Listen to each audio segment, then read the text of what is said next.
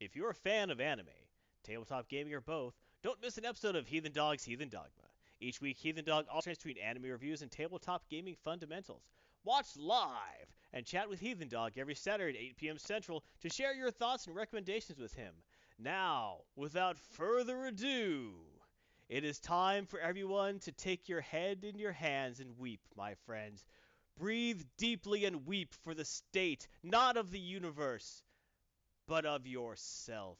Because every day in our lives, we pass the opportunities to become one with all that we can be. Every day is a moment where you can take the initiative and the drive that burns within every human soul to rise above the tyranny of those which drag you down. The one who drags you down the most is yourself, my friends. You rise above yourself. You become better than all they say you can be. All the oneness of the universe is within you, my friends. And when you grab that golden light and you become one with the universe and you sense the brotherhood of man in all that happens in every living strand of the universe, in that moment you will know what it is, because it is Heathen Dogs Tabletop RPG Fundamentals. Well, thank you very much, Pastor Garthon. Now, today, oh, there it is. There it is. I love that thing. That scares me every time. All right, go back to regular. Said, how is he doing this? I honestly just open myself to the universe, and that's what comes out. It's true. It's true. He makes it up as he goes along. It honestly is completely, I open myself to the whims of the prophets, and that's what happens. All right, go back to regular view. All right, today we're doing Tabletop Gaming Fundamentals GURPS Basic Set. Now, Demonic Possession. Demonic Possession, there you go. GURPS, it's either going to be 3rd edition revised or 4th edition. I'm going to pose that question to you guys later. But first, let's go over the history of this thing. Publication date, the original, 1986. And 2nd edition came out same year. So apparently they rushed it, I guess. Yeah, they rushed it, I guess, and then made some adjustments and came out with 2nd edition. But that lasted for 2 years, then 3rd edition came out. And that lasted for 20, yeah, 24 I must admit, years. I've only played 3rd edition. Yes, I've only played 3rd edition either because it was out for 20 years. But in 2004, a 4th edition came out. Publisher Steve Jackson Games, and you can get this 3rd edition revised soft cover from Amazon, brand new, $29.99. And this is one book for the whole system. You don't need any other books. This is it. You can get the PDF from TTRPG for $10 cheaper. You can go to eBay, but they're ranging from $8 to $100 depending on the condition or how much a bug up the seller's butt there is, because this is not a $100 book. Okay. No, it's not. No, it is not. Don't do it. Don't do it. It's not that. No matter what the eBay seller tells you. No, it's not right. All right. So let's go into why is GURPS special? Why should I care about GURPS? So I'm gonna it has a weird name. No, that is true. That's a weird name. I'm gonna break that down later too. But for the time, especially in 1986, it was innovative. All right, it was only the 2nd game outside of Hero Systems to use the point system for character generation. All right, now the point system, for those who don't know, but you should because you listen to my Champions stuff. You get a certain amount of points to build your character, all the stats, all the skills, everything. Everyone gets the same amount of points. You get to put them where you want them. All right, of the time, especially in 1986. All of your stats were done with die rolls, random die rolls. That was just the way it was done. Hero System and GURPS did this differently. Now, they also introduced the mechanic where you could go below an average value, and if you only gave yourself, say, a strength of, 3, whatever, which is pathetic in any gaming system, you would actually get more points to put in other areas. So you could sacrifice in some to add to another. Again, this was a newish mechanic.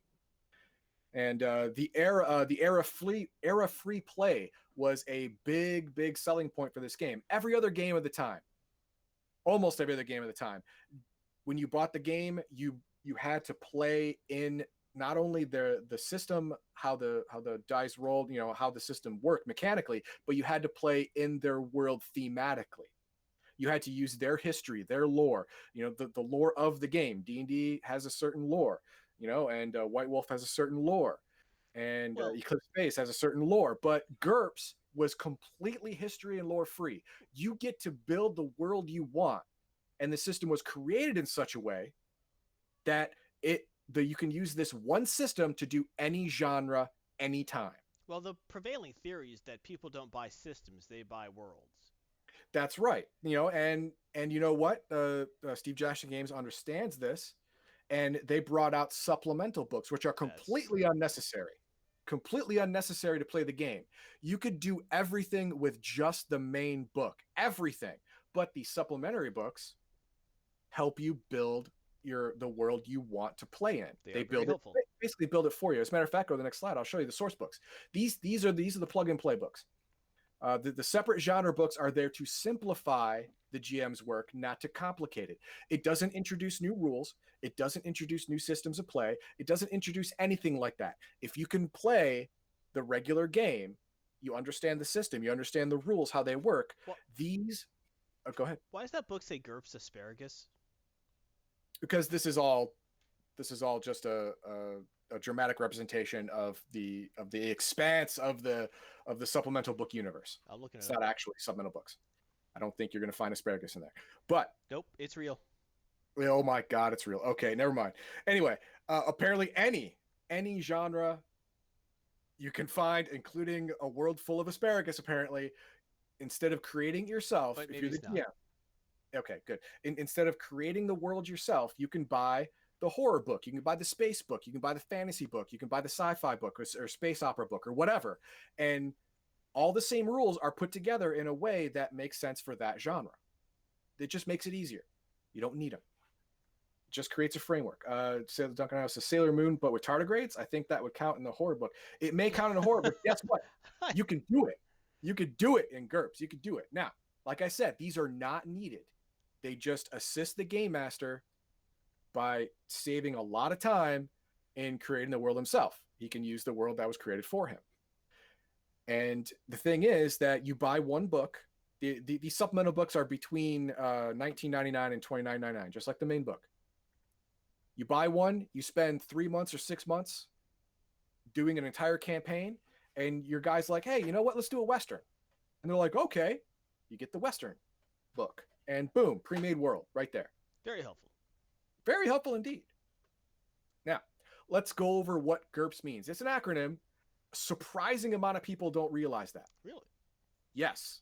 In my research on Reddit, like half the people were like, GURPS, I thought it was just a dumb word. No, it's an acronym. The first letter means generic. Now, it was created with a simple rules, all right, but with lots of optional content. So there is the rules, and then there's optional rules. They're very clearly demarked in the book. The game master decides which optional rules to use for his campaign, because not all optional rules can work for every game setting. All right, so depending on the setting your GM wants to create, some optional rules will be used, some not. All right, it fits with your desired level and desired complexity of gaming. If you don't want to use encumbrance rules, you don't have to. Encumbrance is optional. If you don't want to use targeted injury, like, oh, you got hit in the left leg, your movement rate is now halved, you don't have to do that. It's optional. Very nice. Yes. And then the U means universal. The rules emphasize realism. Now, the reason they did that is because the more that the system of play is as realistic as possible, the more interchangeably it is between genres and realms of play. Like a projectile going subsonic speed, whether it's in a fantasy realm or a super sci-fi realm, will do the same amount of damage when it hits your squishy chest.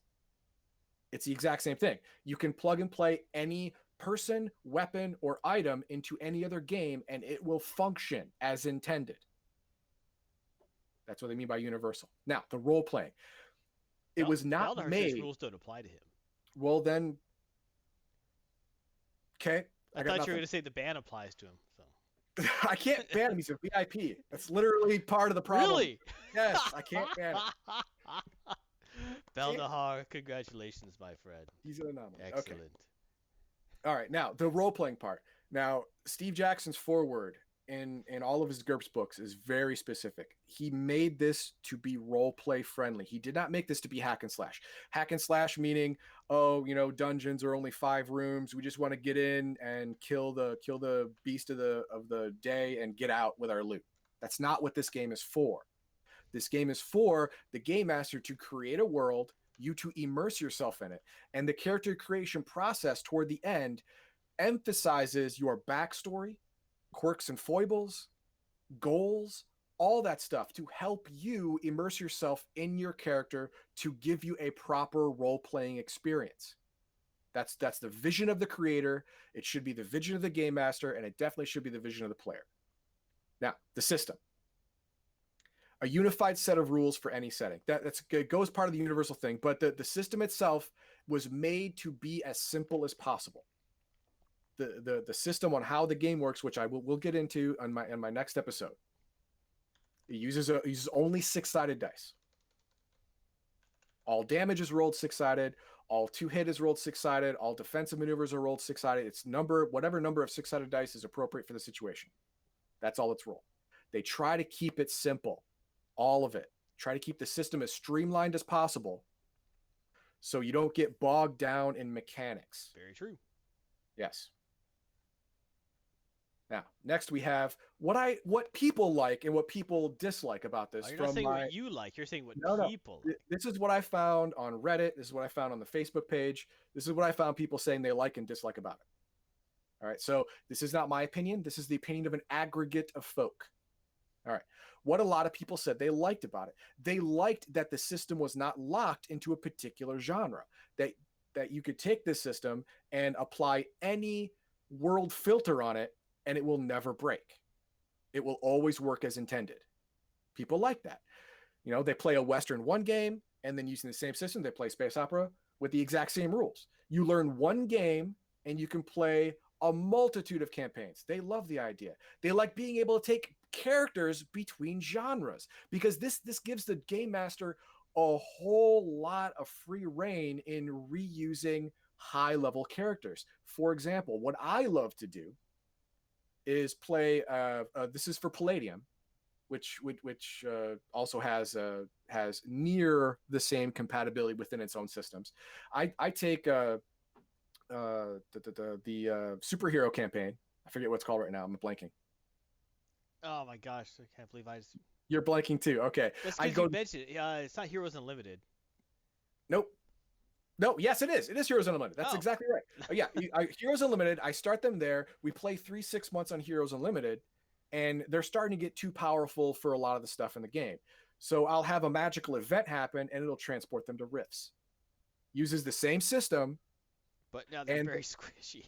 Depending on what powers they have, there's a ultimate conversion book, yeah. Ultimate conversion book, which I have, that converts all of the powers to the higher magical arena that is Rifts. But even though they are high level, they are no longer the big fish in little pond.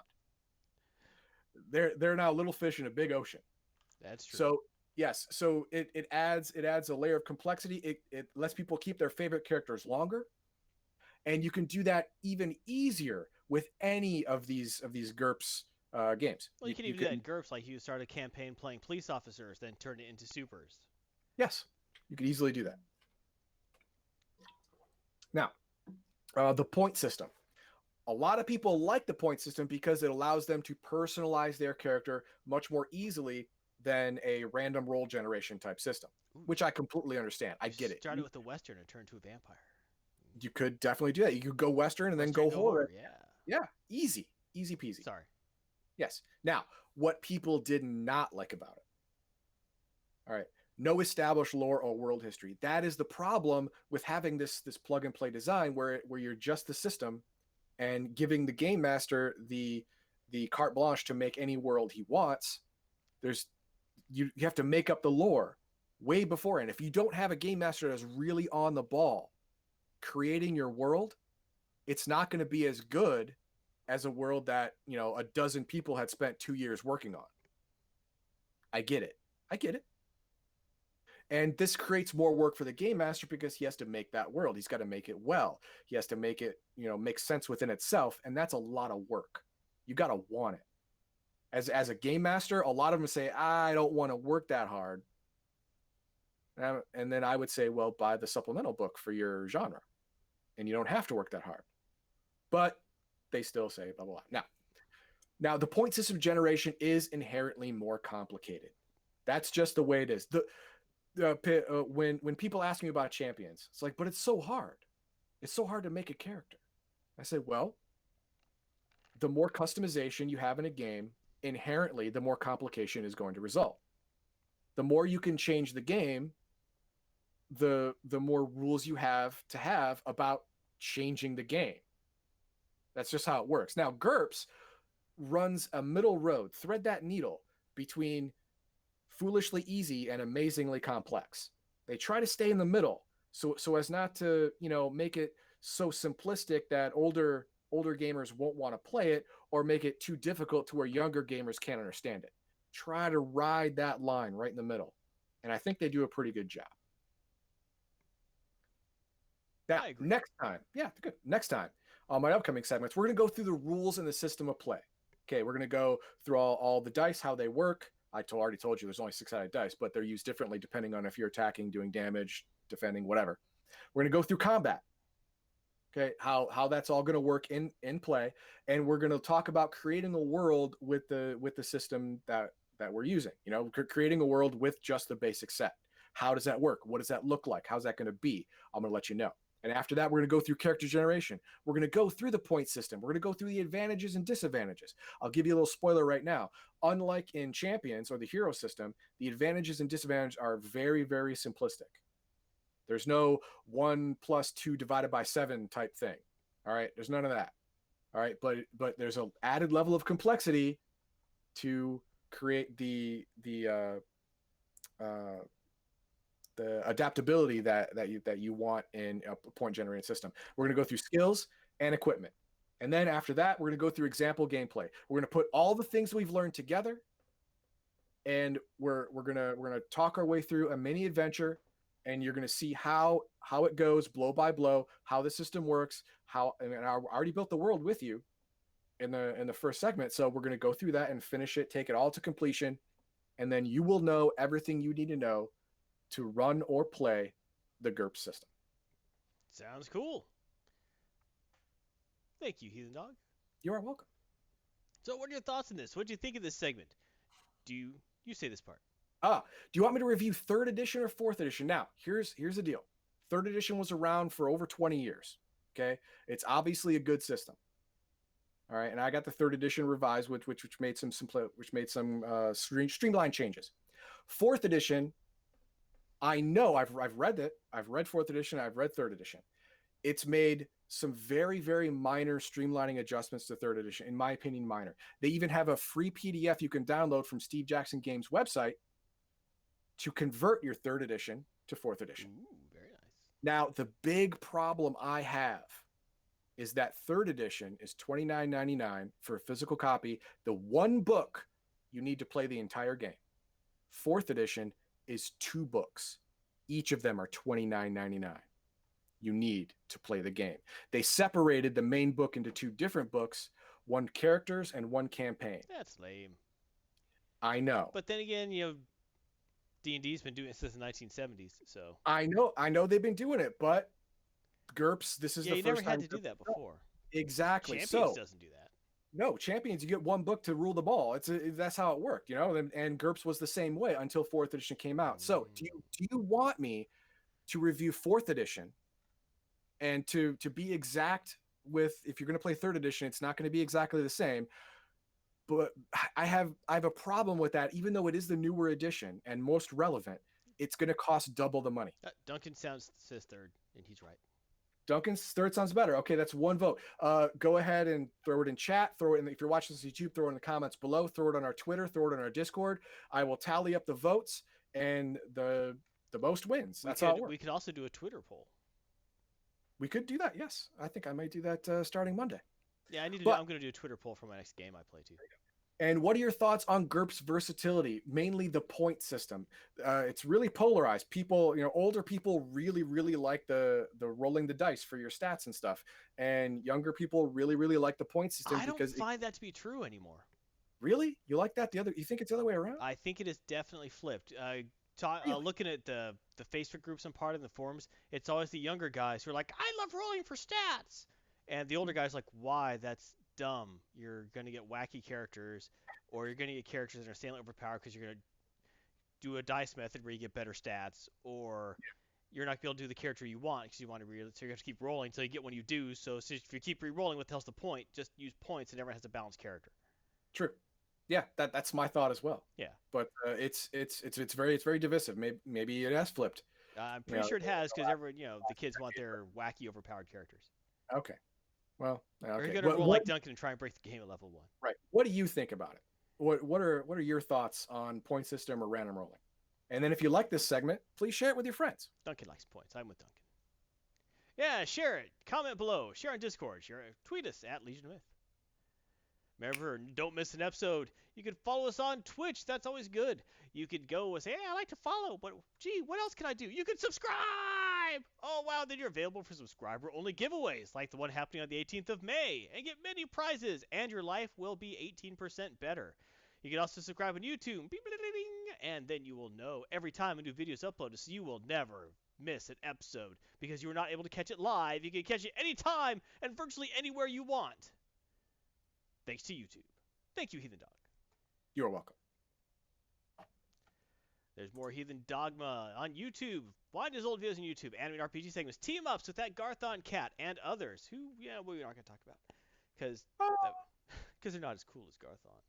That's true. Garthon's dreamy. Also, you can check out Heathen Dog streams Monday playing Pacify, which is fun to watch the jump scares. Hopefully with Duncan. Hopefully with Duncan. We'll see. Duncan scares easily. But he's playing with Elgarian, and that's good. That is good. And also, Thursday nights, team me up for Star Trek Online with Elgarian and Garthon. That's right. So be aware of that and be there for that. That is good times.